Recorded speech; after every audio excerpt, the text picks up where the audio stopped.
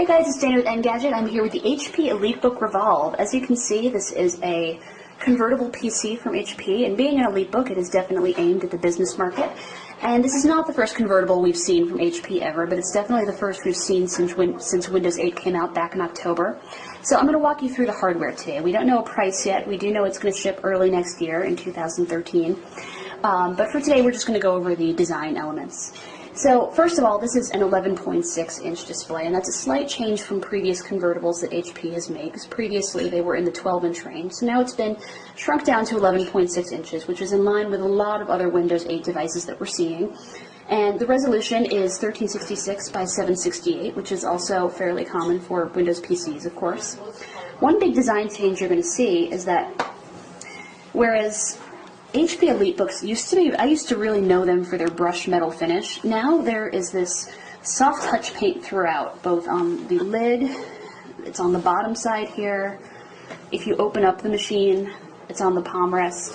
So it has this really soft feeling here. It's definitely going to be very hard to scratch this thing up, which is good because business travelers are going to be using this quite a bit. But underneath it still feels very durable because there is the same magnesium frame that you would normally be used to in an HP machine. You'll see that this is a little too thick of a machine to be considered an Ultrabook, but just on the inside it has very similar components.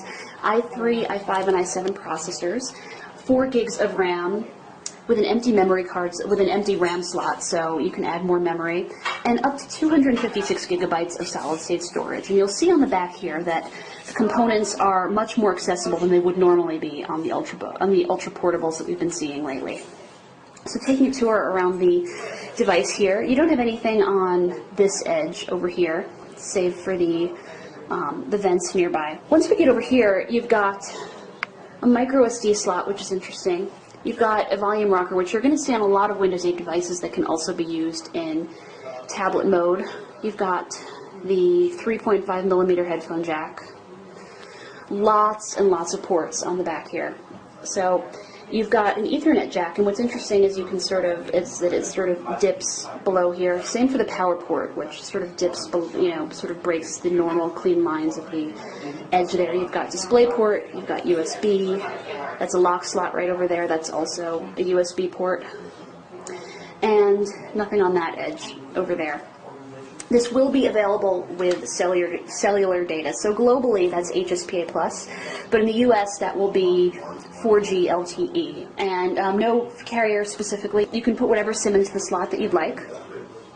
And that's really, so far, all we know about the Elitebook Revolve. Again, it's going to go on sale early next year. We don't know a price just yet, but that's been our first look just purely at the hardware. So thanks for following along.